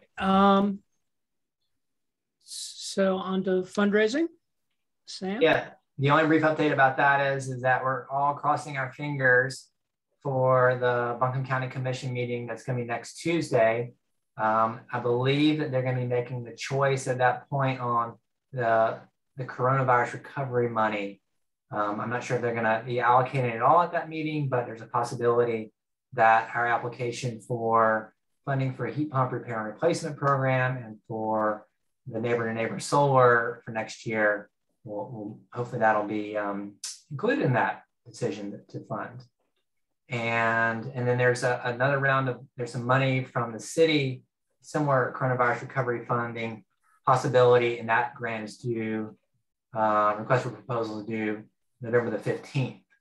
And we're applying for some of the same type of activities, heat pumps and solar for low-income families. Great, thanks. Yep. And the technology subcommittee with Ben and Bill. Yeah, so we had a great presentation about some efficiency strategies from Western, specifically about optimizing HVAC and a couple other things going on there. We really appreciate it and hope that we can share that information with other entities that have similar systems and sufficient facilities to take advantage of them. I think we're sort of in a holding pattern on the cold weather heat pump, but it looks like it's moving forward, and I'm pretty optimistic that may be a strategy for us to deal with winter peaking. A couple other things came up, but I think a lot of those have already been covered in other people's reports. So Bill, if there's anything else you want to add? Yeah, I did. I wanted to ask Keith in the group, what if I invited Julie Mayfield to join us and talk about Bill 951? You can do that. Would it be worth it? I think we were thinking about doing it in the subcommittee, but I think it would be better if this whole group had a chance to talk to her and listen to her explanation of it. I could get with you, Keith, and we can work some things out if you'd like, if the group wants to do that. Well, that sounds, yeah, we'll work on that. And we will invite her to see what her perspective and how we can integrate and benefit. And I can invite her and I can stay in touch with you and see what, so we can work the thing out for the next meeting. The couple of other things I wanted to just say is I've been involved personally with churches over the years, and we just had 2 more churches come online with solar celebrations. There was October 24th was St. John's Episcopal in Hall Creek and United Church of Christ in Tryon last Sunday. So they turned it on, had a big community event, how to get rid of plastics, a whole bunch of stuff, gifts, giveaways, had kids involved. And what I find out of that is, for example, like Sunday was down in Tryon, and inevitably 1 or 2 people walk up and say, could you talk to me about solar panels? I'd like to do it on our house. And that always happens. Like at St. Eugene over here, we probably had 6 or 8 people now to put solar on, as well as some other things. It just seems a normal way. And when their church does it, it's kind of okay. And you get a lot of requests about it. Thank you. Thanks. All right. So next we just had an update. Is there additional things for the community engagement subcommittee? No, I would just say let's try and breeze through the rest of these updates. And then if there's any remaining discussion to be had for the program evaluation, I realize I may have prematurely cut people off and that was not my intention. So I do apologize, but let's kind of breeze through the rest if we can and save the last minutes for that discussion. All right. Well, we just heard about energy savers and Solarize, whole energy chat. So I think, unless there's additional things, I think that we are finished with the agenda items except for public comments. And a reminder that we're getting together at Bottle Riot on Tuesday, November 18th. And the next meeting is December 14th. But do we have any public comments or additional conversation about what we spoke about today? Before we go on to that, I guess I just wanted to mention that that we're looking for a nonprofit to house the $60,000 worth of solar that Sophie mentioned earlier.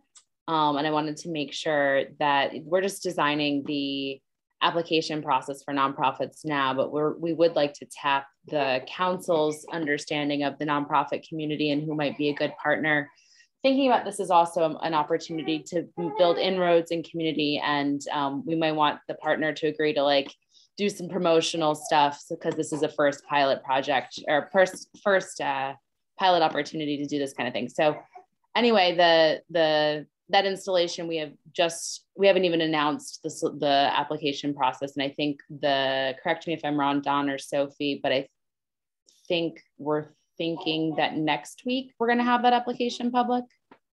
Yep, we just finalized it today, and I think next week we're hoping to release it and then have it out on the streets for a month for organizations to apply and for people to spread the word or nominate organizations as recipients. Excellent. It's exciting. Just one thing on the nonprofit process.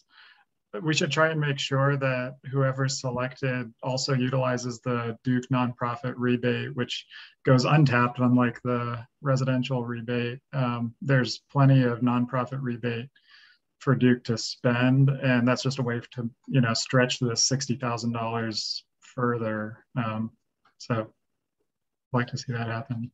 Yeah, definitely. And one of the questions in our application is that if organizations have the capacity to do matching funding or other fundraising to increase the impact of the dollars.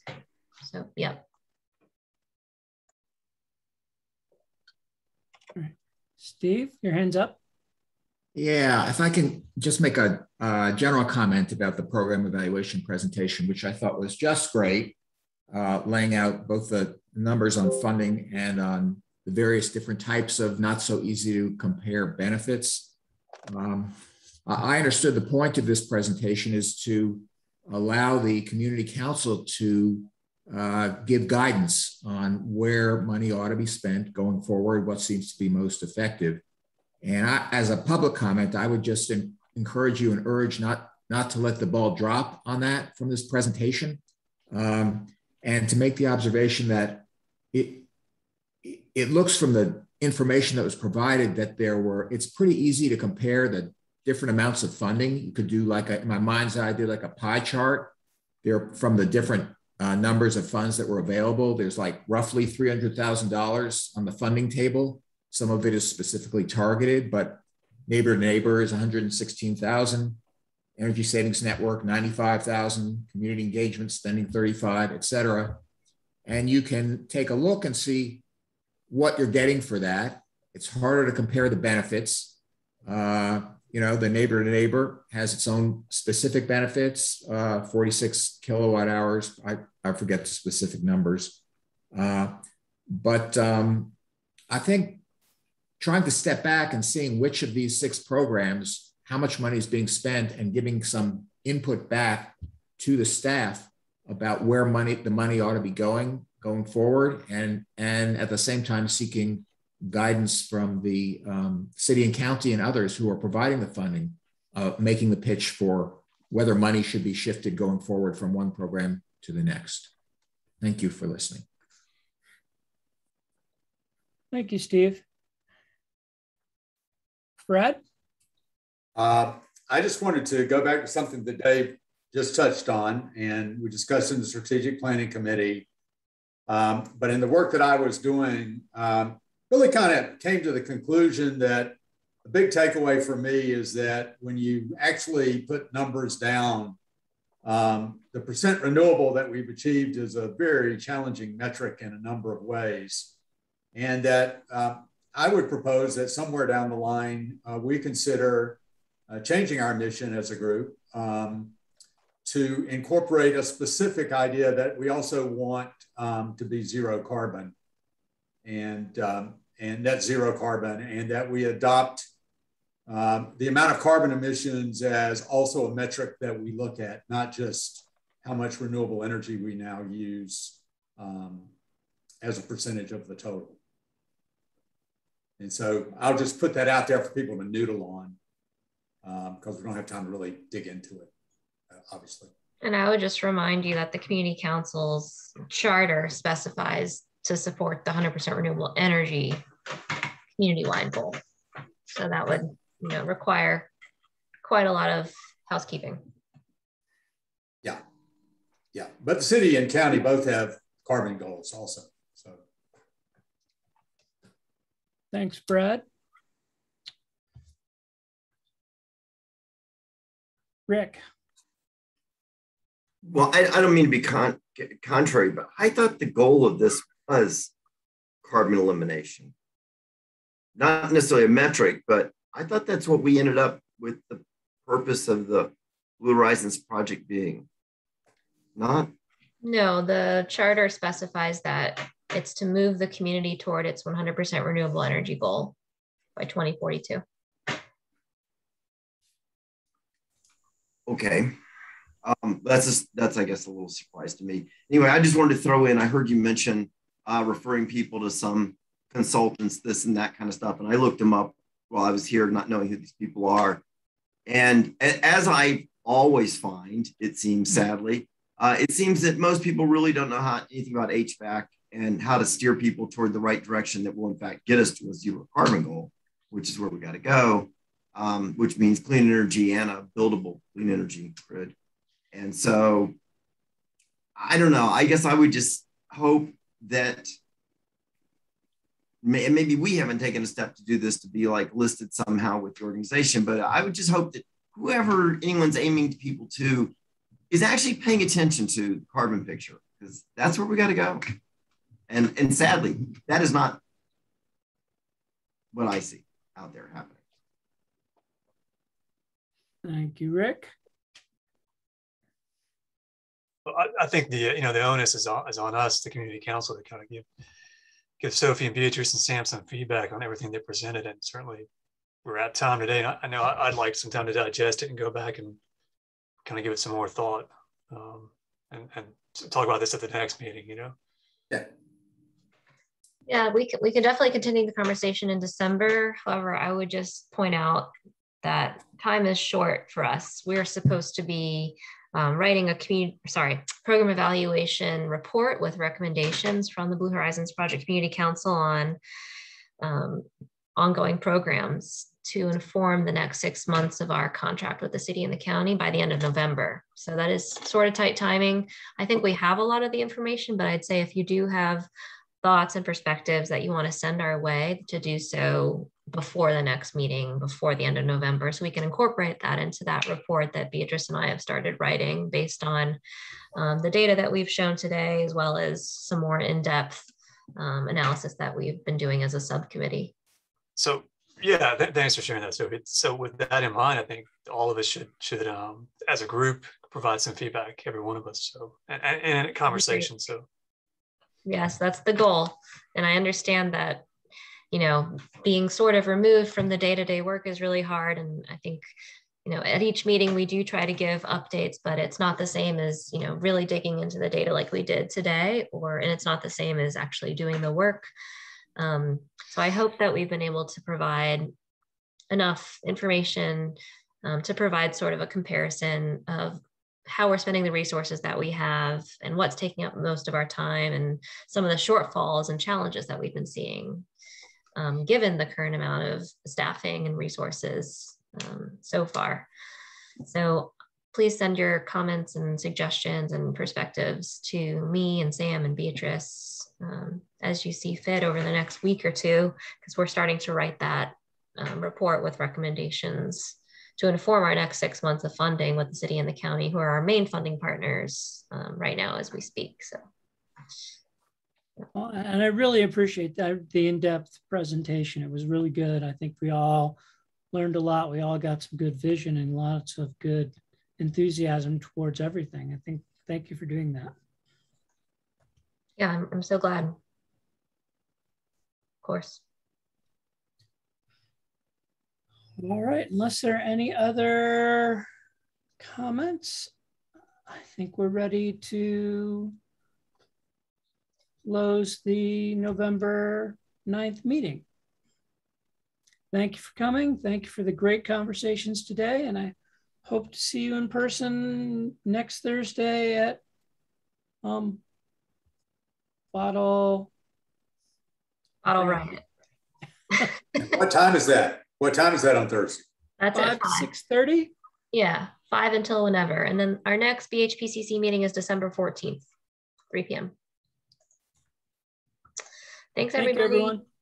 Thank you, everyone. Also, Keith, You're that's a welcome. pretty impressive trophy. Just got to throw that out there too. Oh, thank you. I have to give it up tonight.